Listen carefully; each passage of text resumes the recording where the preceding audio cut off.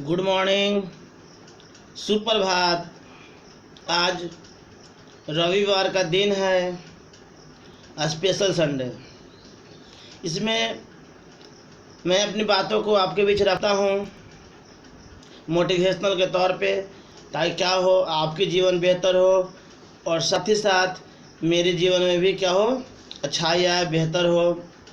क्योंकि मैं उस बात को कहूँगा जो मैं अपने जीवन में जिया हूँ, या जो मैं उस बात को भी कहूँगा जो नहीं जिया हूँ, लेकिन अगर मैं आपको कहता हूँ तो उसको हम अमल करने का पूरा प्रयास करेंगे।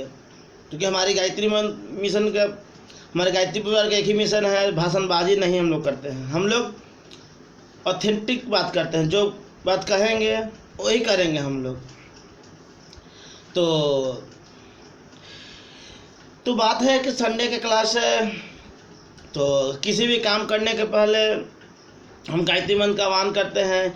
तो आखिर हम गायत्री मंत्र का उच्चारण क्यों करते हैं? क्या हमें आवश्यकता है? हम नहीं करेंगे तो क्या नुकसान होगा, करेंगे तो क्या फ़ायदा होगा?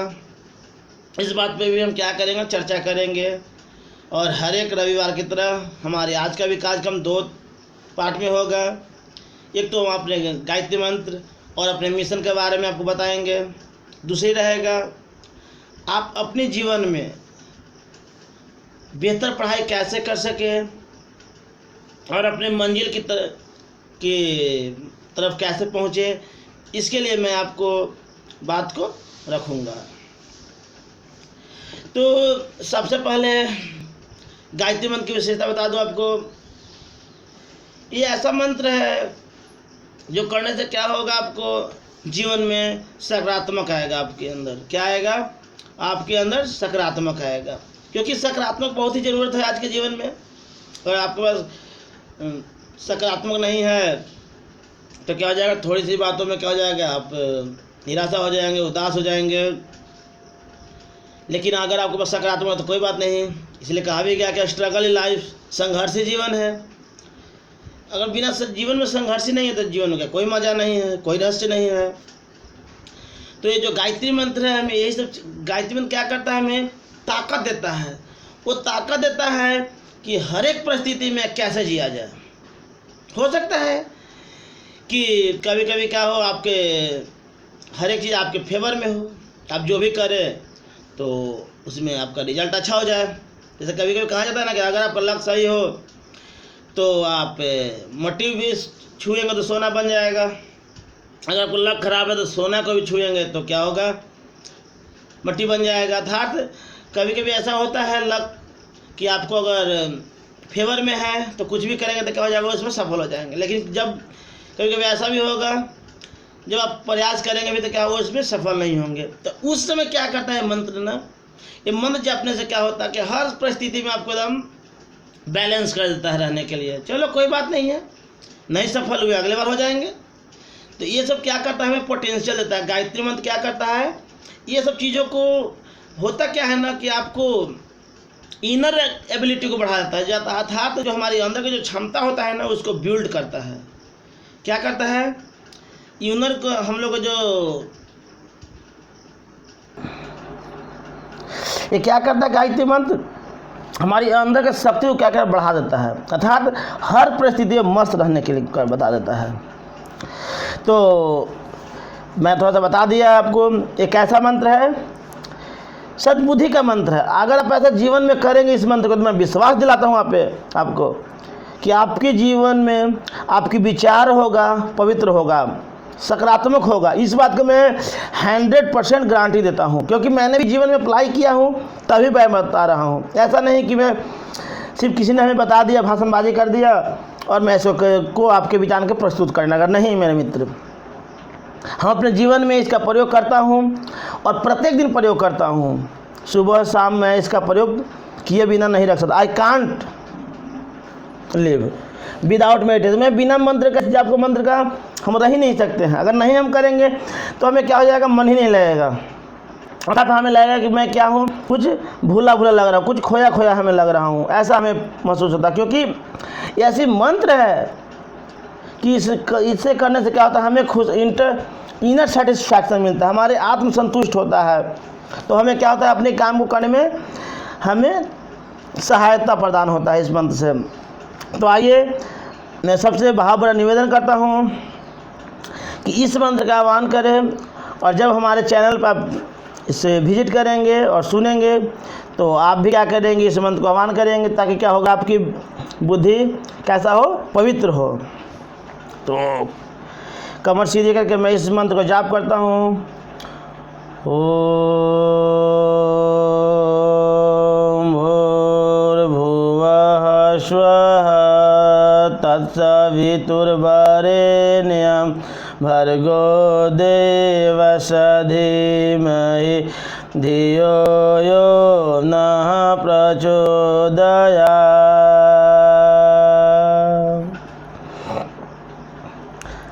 आज मुझे बहुत खुशी हो रहा है कि आज रविवार है, और अब आगे की बातों को करने से पहले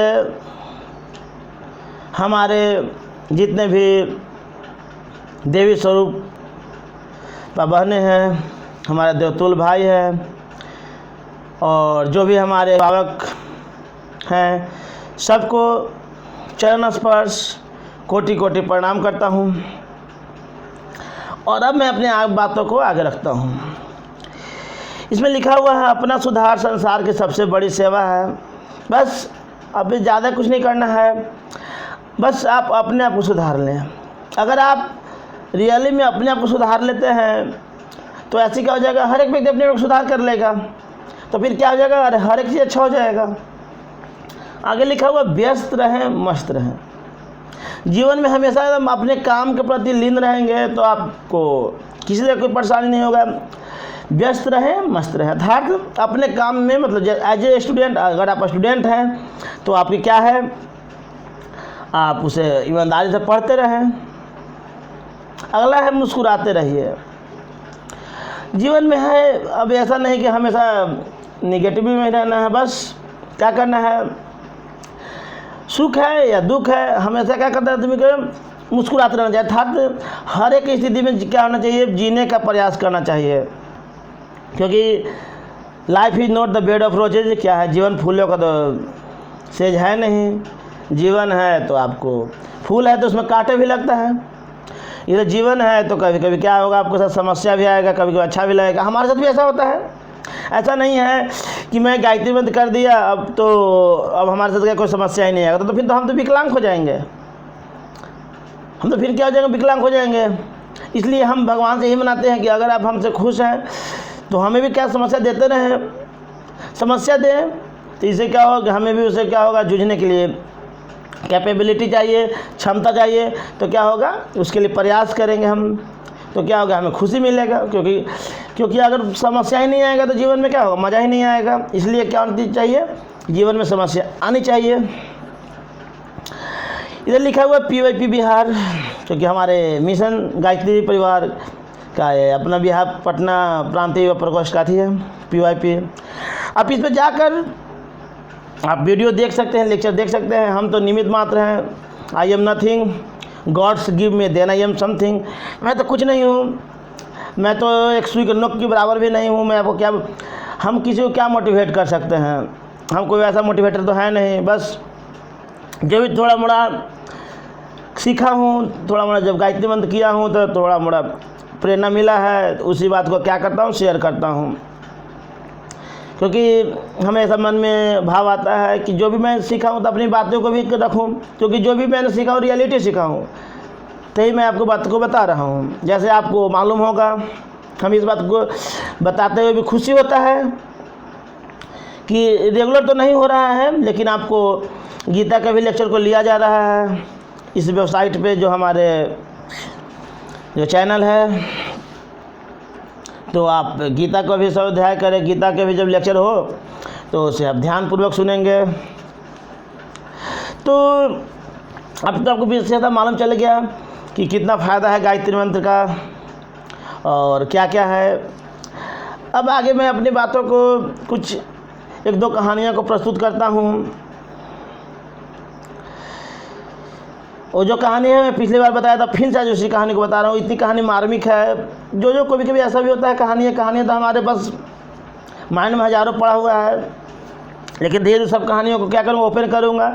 लेकिन अभी शुरुआती के दौर है हमारे साइट पे, तो हम चाह रहे हैं कि वो उस कहानी को ज़्यादा रिपीट करूँ, जिससे ज़्यादा को प्रेरणा मिल सके। एक समय की बात है, एक किसान थे और वो अपने बैल को लेकर खेत जोतने के लिए गए थे, और उस किसान को ये पूरी बात स्पष्ट मालूम था कि अकाल आ चुका है और दूर दूर तक पानी बारिश होने का कोई गुंजाइश भी नहीं है।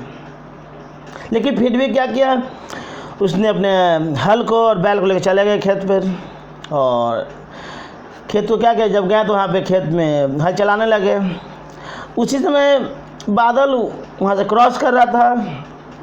बादल ने किसान को देख कर मुस्कुराया कि क्या पागलपंथी है, जब इसे खुद मालूम है कि अकाल आ चुका है और बारिश होने की कोई संभावना नहीं है, फिर भी कितना बड़ा मूर्ख है किसान है कि उसके बावजूद भी क्या कर रहा है, खेत को जोत रहा है। तो इस बात को किसान को मालूम हुआ, ठाका मारा, हंसा इस पे, तो बोला कि साहब बात ऐसा है, इस बात के मुझे भी एहसास है कि बारिश नहीं होने वाला है, क्योंकि अकाल है, चिलचिलाती धूप है, ये हमें स्पष्ट मालूम है। लेकिन बात साहब ये बात नहीं है, बात यह है कि हमें हर चीज़ मालूम है, लेकिन मैं ये चाह रहा हूँ कि अपनी कर्म को ना भूल जाऊँ। मेरी जो पेशा है, अपनी जो काम करने की, जो मैं किसान हूँ एज ए फार्मर, तो हमारी ड्यूटी है क्या करें, अपनी नियमित समय पर क्या हो, खेत को जुताई करूँ, तो मैं वही कर रहा हूँ। अकाल है, बारिश होगा नहीं होगा, that is not matter for me, ये मेरे लिए कोई बड़ी बात नहीं है, लेकिन जो मेरी अपनी जो ड्यूटी है मैं उसे क्या कर रहा हूँ, निभा रहा हूँ। तो उसी समय बादल को भी एहसास हुआ कि जिस तरह किसान ने बहुत ही मार्मिक बात कहा है, अर्थात ये अपनी काम को न भूल जाए, इसलिए क्या कर रहा है, खेत को जुताई कर रहा है।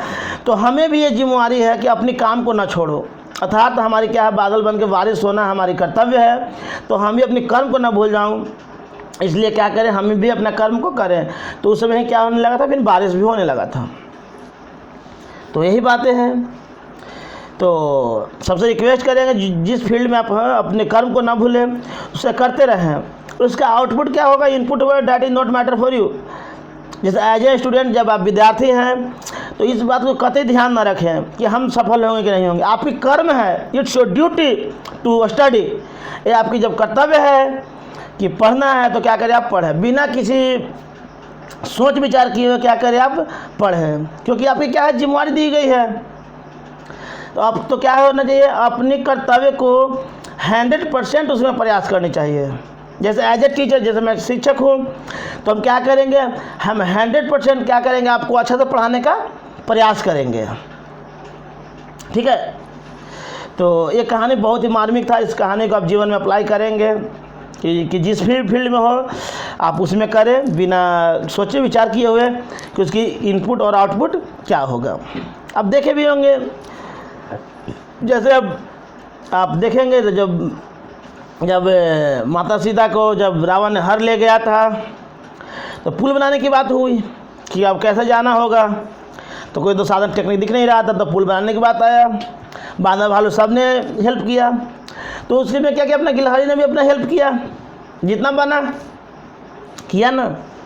अर्थात जब भी ऐसा कोई मौका मिले अच्छे काम करने के लिए, तो जितनी भी आपकी सामर्थ्य हो उतना ज़रूर करें, क्योंकि जितना आपको क्षमता है उतना तो करेंगे नहीं, कम से कम। ये ज़रूरी नहीं है कि हम कोई ज़्यादा काम कर रहा है, उतना हमारे पास कैपेबिलिटी नहीं तो हम नहीं करें, जितना हो उतने करेंगे।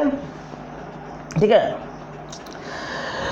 तो इसी कड़ी में आपको एक और बात बताता हूँ। हम लोग का ये बातों को बार बार चर्चा करते रहते हैं कि हमारे पास ये सुख सुविधा नहीं है, इसलिए मैंने ऐसा नहीं कर सका। मित्र, हम लोग बार बार शिकायत करते हैं कि हमारे सुख संसाधन हमारे पास नहीं है, तो इस काम को कैसे कर पाऊँगा। आप इस कहानी से प्रेरणा ले सकते हैं।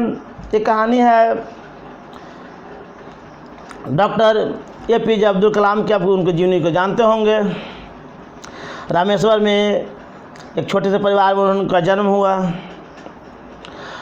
और उनकी घर, जब उनकी पिताजी पेशे से क्या करते थे, नाविक थे, नाव चलाते थे, उन्हीं का उनका जीवन यापन का हर चीज़ था, साधन था।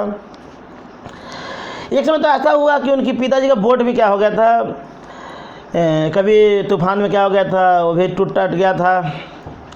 तो जीवन है, उसमें समस्या आते रहता है। उसके बावजूद भी अब जानते हो कि उनके जीवन में कितना बड़ा मुकाम हासिल किया, लेकिन उसने भी अपने जीवन में सादगी को कभी भी नहीं छोड़ा। अर्थात उतनी गरीब में होने के बावजूद भी उन्होंने अच्छा मुकाम हासिल किया। तो कैसे किया? अपने जीवन में हमेशा सादगी रखा। तो उनकी जो जीवनी है उस पर थोड़ा सा मैं फोकस करता हूँ, ठीक है। जब बचपन काल में थे तो एक बात को ध्यान रखेंगे, आप इस बात को कतई ना ध्यान दें, जो हमारा मिशन है, जो मैं आपको बातों को कह रहा हूँ, तो ऐसा नहीं है। ये जो लेक्चर होता है, मोटिवेशनल लेक्चर होता है, गीता का लेक्चर होता है, ये कोई जाति धर्म विशेष से नहीं है। किसी भी धर्म, किसी भी समुदाय के लोग सुन सकते हैं, क्योंकि हमारा एक ही प्रयास है कि आपकी जीवन क्या हो, बेहतर हो। और हमारे गायत्री परिवार का जो भी वो भी लक्ष्य है, एक क्लियरली लक्ष्य है कि मानव जाति को फ़ायदा हो, नहीं कि पर्सनल किसी धर्म की फ़ायदा हो। क्योंकि धर्म हम लोग द्वारा बनाया गया है, भगवान द्वारा कोई धर्म नहीं, भगवान द्वारा एक ही बनाया गया है, स्त्री और पुरुष। अगर अकॉर्डिंग टू गॉड देखा जाए तो दो ही धर्म है, एक स्त्री है, एक पुरुष है। बाकी जो है हम लोग द्वारा बनाया गया कि हम हिंदू हैं तो हम मुस्लिम हैं, तो हम सिख हैं तो ईसाई हैं। इसलिए इस बात को कतई भी ध्यान, इस बात को एकदम टोटली अपने मन से निकाल दे कि जो मैं दे रहा हूँ लेक्चर, जो कह रहा हूँ, ये किसी भी समुदाय से नहीं है। बस ये क्या है, मानव को मानव बनाना। अर्थात आप ह्यूमन हैं तो हमारी प्रयास है कि आपको ह्यूमन बनाएं और मैं भी बनूं, दोनों की फ़ायदा हो, ठीक है। तो उनकी जो जीवनी देखा जाए APJ अब्दुल कलाम का, तो बचपन बहुत ही कष्ट में गुजरा, लेकिन आदमी को इसलिए कहा भी गया है कि ये हमारी लक्ष्य नहीं देखेंगे। ये है सच्चाई है कि आपने पैदा लिया है, अब गरीब घरे पैदा लिया है, इसमें आपकी कोई गलती नहीं है। आप पैदा लिए, गरीब घर पैदा लिए, इसमें आपकी कोई गलती नहीं है। लेकिन अगर आप गरीबी में ही मर जाते हैं तो ये आपकी कमी है, क्योंकि आप गरीब में पैदा लिए, आपको इसमें कोई गलती नहीं है। लेकिन अगर गरीब मर गए, इसका मतलब क्या हुआ कि आपने जीवन में कभी भी अमीर बनने का प्रयास नहीं किया। इसलिए क्या करना है,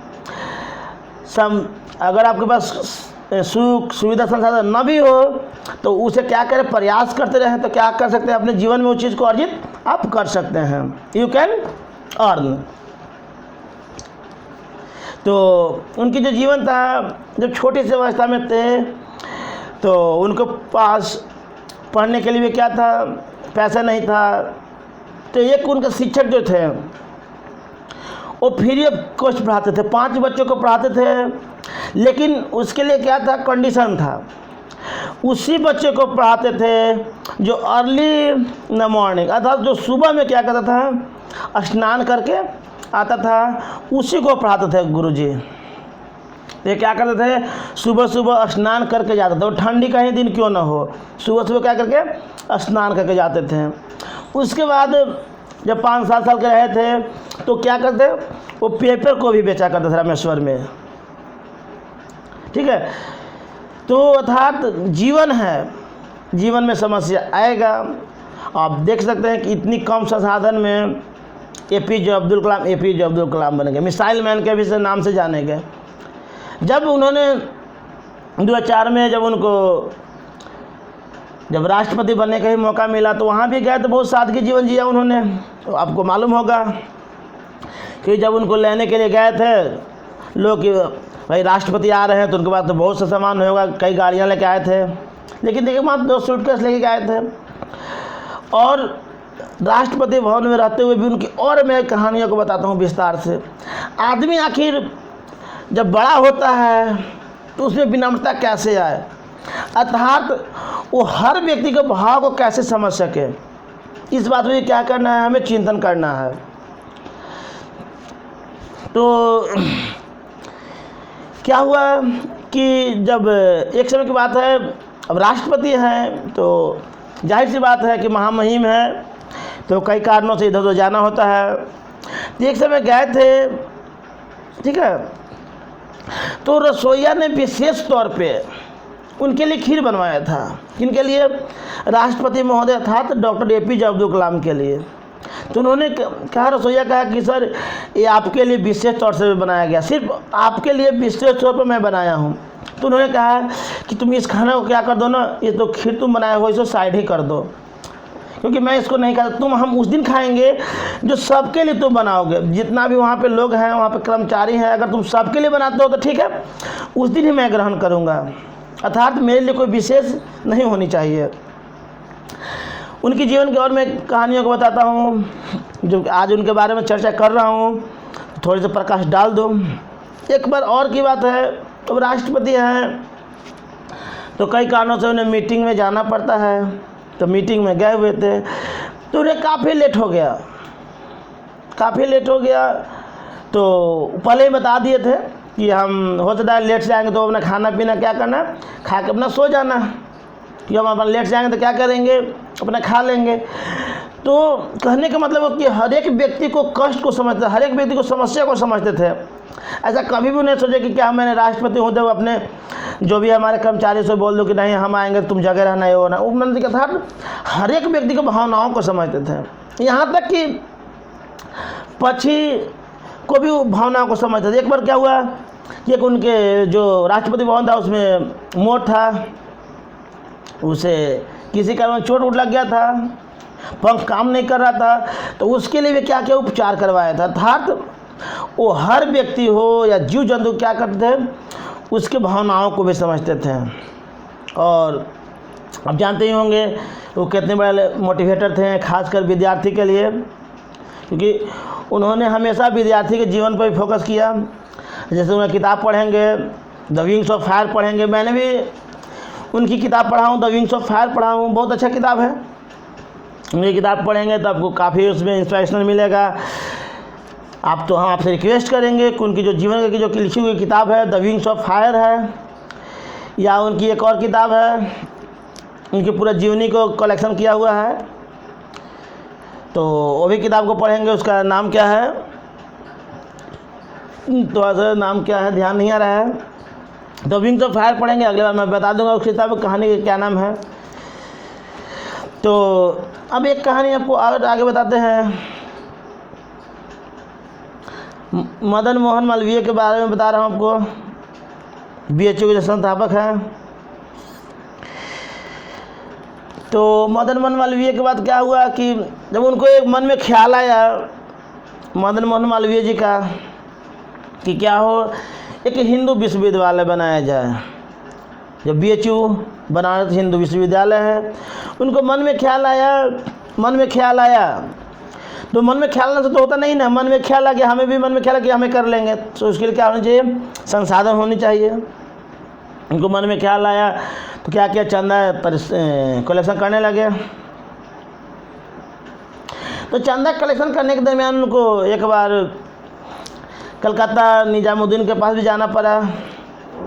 किसके लिए, चंदा के लिए, राशि के लिए, क्योंकि क्या बनाना है, हमें एक हिंदू विश्वविद्यालय बनाना है। तो जब इस बात को जैसे ही निजामुद्दीन के सामने रखे कि मुझे क्या बनाना है कि हिंदू विश्वविद्यालय होना है, तो उससे अपमान किया इन्हें, और वो अपना जो चप्पल है अर्थात जो जूता पहनते थे उसे बिक के मारा इनको, उसमें हीरे मोती लगा हुआ था। इसने क्या किए, इसने बिना अपमान को अति भूल गए और क्या किया, वो जो जूता को लाकर जहाँ पे इन्होंने बनाने का प्लान किया था वहाँ पर लाकर लगा दिया, और इस बात घोषणा कर दिया कि देखेंगे एक मुस्लिम होते हुए भी वहाँ के शासक निजामुद्दीन ने अपना जूता तक दान दे दिया। और इसके बाद जब लोग सुना कि निजामुद्दीन ने क्या कर दिया, अपना जूता तक दान कर दिया, तो हम हिंदू होते हैं तो हमें भी क्या होनी चाहिए, जिम्मेवारियाँ होनी चाहिए। और इसके बाद क्या हो गया, कलेक्शन का भरमार लग गया।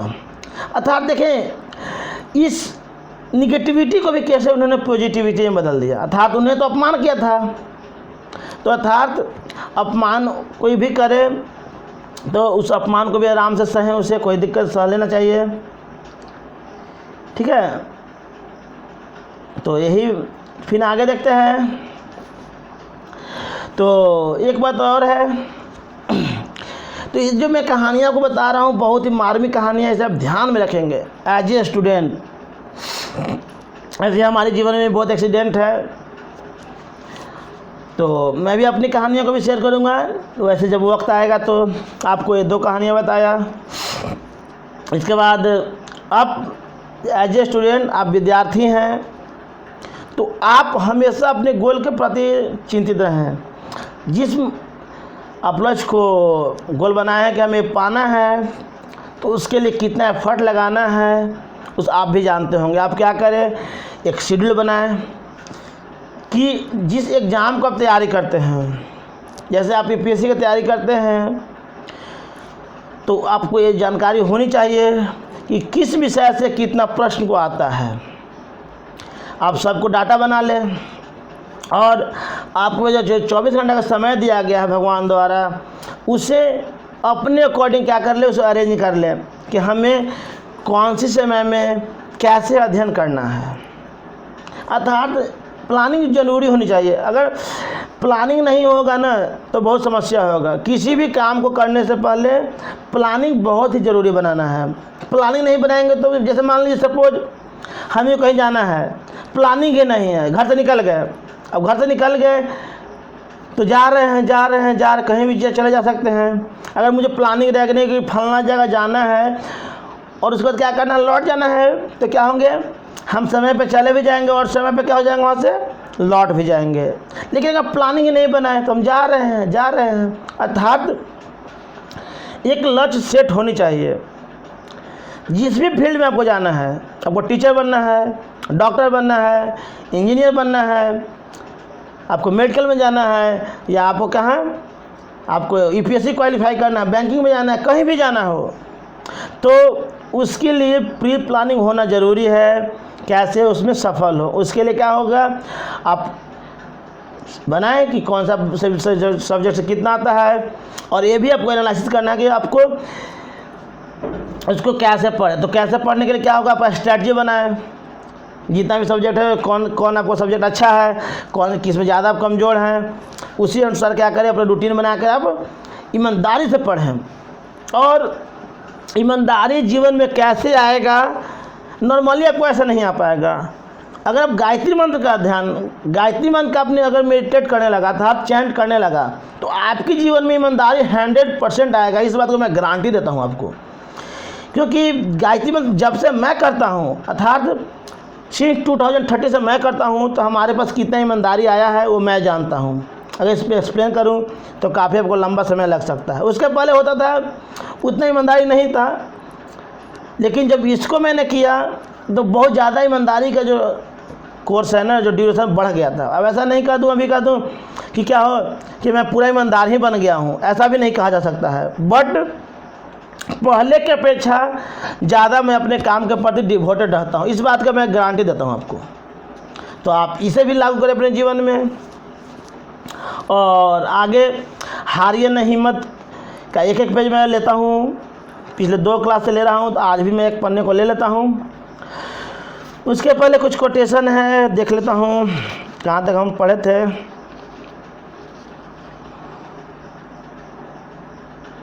हाँ, देखेंगे, किसी भी काम को लेकर इतना संकोच और डर ना रखें।